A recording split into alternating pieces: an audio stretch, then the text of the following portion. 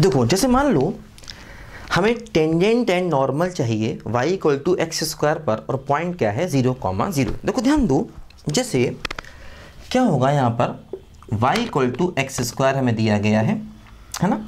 सबसे पहले हम dy dx निकालेंगे, तो dy dx हो जाएगा 2x।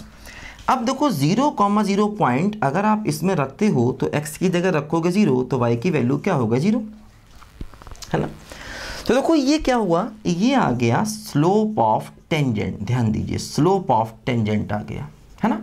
और पॉइंट क्या है, पॉइंट है देखो x1 y1, है ना।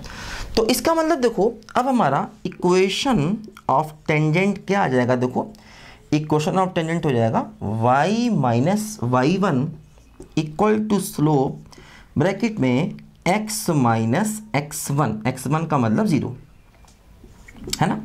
तो देखो टेंजेंट का इक्वेशन क्या हो जाएगा, y minus y1 0 equal to slope x minus x1। तो देखो यहाँ से हमें क्या मिल गया, y बराबर 0 मिल गया, है ना, y बराबर 0। ये हमारे टेंजेंट का इक्वेशन आ गया। अब देखो ध्यान दो, जैसे अगर हमें नॉर्मल चाहिए, अब देखो क्या होगा, इसका रेसिप्रोकल और नेगेटिव करोगे वो तो इन्फिनाइट हो जाएगा। जैसे मान लो अगर हमें नॉर्मल का स्लोप चाहिए तो इसका रेसिप्रोकल और नेगेटिव करोगे वो तो इन्फिनाइट हो जाएगा। अब इसका मतलब देखो ये हुआ कि अब आप नॉर्मल का इक्वेशन अपने उस मेथड से नहीं निकाल सकते क्योंकि इसका स्लोप इन्फिनाइट हो रहा है ना। तो अगर टेंजेंट का या नॉर्मल का स्लोप इन्फिनाइट हो जाए तो आप उस मेथड से इक्वेशन को नहीं निकाल सकते। तो अब देखो ऐसे में क्या करना होगा, जरा ध्यान दो। देखो जैसे 0 0 पॉइंट है, देखो ग्राफ जो भी हो, खैर हमें इसका तो ग्राफ भी मालूम है, हमें इस फंक्शन का ग्राफ मालूम है y equal to x square, देखो ये फंक्शन होता है हमें मालूम है। तो खैर ग्राफ जो भी हो, आप 0 0 पॉइंट पर टेंजेंट निकाल रहे हैं और टेंजेंट क्या आ गया, y बराबर 0। y बराबर 0 का मतलब क्या होता है, एक्स एक्सिस। मतलब देखो ये 0 0 पॉइंट पर आपने टेंजेंट निकाला और टेंजेंट क्या आ गया, देखो टेंजेंट आ गया एक्स एक्सिस, है ना। 0 0 पॉइंट पर आपने टेंजेंट निकाला और टेंजेंट क्या आ गया, बोलो एक्स एक्सिस आ गया। ध्यान दो, अब देखो टेंजेंट एक्स एक्सिस आ गया 0 0 पर, इसका मतलब नॉर्मल क्या होगा, इसके परपेंडिकुलर। तो नॉर्मल ऑब्वियस है क्या हो गया, वाई एक्सिस, है ना। क्योंकि अगर आपने 0 0 पर टेंजेंट निकाला और वो एक्स एक्सिस आ गया, तो 0 0 पर आपने टेंजेंट निकाला वो एक्स एक्सिस आ गया, तो नॉर्मल क्या होगा, उसके परपेंडिकुलर होगा, मतलब वाई एक्सिस। तो इसका मतलब नॉर्मल की इक्वेशन क्या हो गई, बोलो वाई एक्सिस। वाई एक्सिस का मतलब क्या हो गया, बोलो एक्स बराबर 0 हो गया। नॉर्मल की इक्वेशन क्या हो गई, बोलो वाई एक्सिस, मतलब इक्वेशन क्या आ गया, बोलो एक्स बराबर 0 आ गया। ध्यान दो, है ना। तो कभी भी अगर आपको स्लोप इनफाइनाइट हो जाए तो थोड़ा सा डायग्राम पर जाओ वापस। अब जैसे इस फंक्शन का ग्राफ हम नहीं भी बनाते तो उससे फ़र्क नहीं है, इसका ग्राफ मालूम है वो अलग बात है। अगर कोई भी फंक्शन होता और आप किसी पॉइंट पर, है ना, टेंजेंट निकाल रहे हैं तो टेंजेंट तो समझ में आ जाएगा क्या है। अब आपको क्या करना है, उसी पॉइंट पर उस टेंजेंट के परपेंडिकुलर लाइन निकालनी है जो कि नॉर्मल होगा, है ना। तो इसका ग्राफ नहीं बनाना पड़ेगा आपको हर बार। वो खैर ये फंक्शन ऐसा था, ग्राफ मालूम है हमको। अगर ग्राफ नहीं भी मालूम होता तो आप कॉमन सेंस यूज़ करो कि भाई क्या है, ये पॉइंट है, इस पॉइंट पर टेंजेंट मालूम है और अब आपको उसके परपेंडिकुलर एक लाइन चाहिए, वो आप निकाल सकते हो।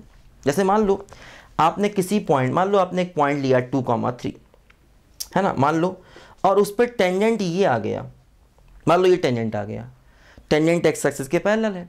तो अगर देखो ये पॉइंट क्या है, मान लो ये पॉइंट अपना है 2,3, तो इसका मतलब देखो ये हुआ, ये हमारा ओरिजिन है, देखो ये 2 आ गया और देखो ये 3 आ गया। ध्यान दो, तो मतलब देखो जो टेंजेंट है वो एक्स एक्सिस के पैरेलल है, तो उसका इक्वेशन क्या हो गया, बोलो y इक्वल टू 3, है ना। टेंजेंट क्या है, बोलो टेंजेंट है एक्स एक्सिस के पैरेलल और उसकी डिस्टेंस कितनी है 3, तो उसका इक्वेशन क्या हो गया, y इक्वल टू 3।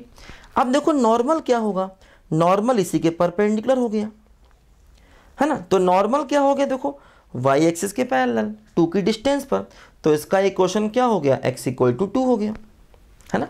तो ऐसे करके आप निकाल सकते हैं, फंक्शन जो भी हो, फंक्शन से मतलब नहीं, बताया मैंने आपको, है ना। तो अगर टेंजेंट का स्लोप 0 हो जाए तो समझ लेना आपको नॉर्मल ग्राफ पर जाकर निकालना पड़ेगा। थोड़ा सा आपको यहाँ पर दिमाग का यूज़ करना होगा और कुछ नहीं, ठीक है, लिखो बच्चों। अब देखो ध्यान दो, इसी क्वेश्चन को हम कोनिक सेक्शन वाले मेथड से भी कर सकते हैं, क्योंकि देखो इसमें एक्स स्क्वायर और वाई है, मतलब देखो ये सिंपल एक पैराबोला है, देखो उससे भी हम कर सकते हैं। इसको लिखो जरा ध्यान से, देखो क्या है यहाँ पर, देखो इसको हम कोनिक सेक्शन के तरीके से भी कर सकते हैं। क्या होगा, देखो हमें क्या फंक्शन दिया गया है, हमें दिया गया है y बराबर एक्स स्क्वायर, ठीक, और देखो पॉइंट मालूम है x1 y1। देखो ध्यान दो, एक्स स्क्वायर है उसे x इंटू x1 लिख देंगे, लेकिन देखो खाली y है। अब y के लिए हमें क्या करना होगा, 2y बनाना होगा, ध्यान दो 2y, ठीक है। देखो 1/2 बाहर है, 2y को क्या लिखेंगे, y प्लस y1, है ना, 2y को लिखेंगे y प्लस y1, और एक्स स्क्वायर को लिखेंगे x इंटू x1 मतलब 0। देखो क्या हो गया, 1/2 y बराबर 0, तो y बराबर 0। देखो ये हमारा क्या आ गया, टेंजेंट आ गया, है ना। और अब हमें इसी के परपेंडिकुलर चाहिए, तो नॉर्मल का फिर वही तरीका होगा, है ना। टेंजेंट आपने देखा क्या है, और नॉर्मल उसके परपेंडिकुलर, तो ऐसे भी हम इसको कर सकते हैं, ठीक है। लिखो बच्चों ध्यान से इसको पहले,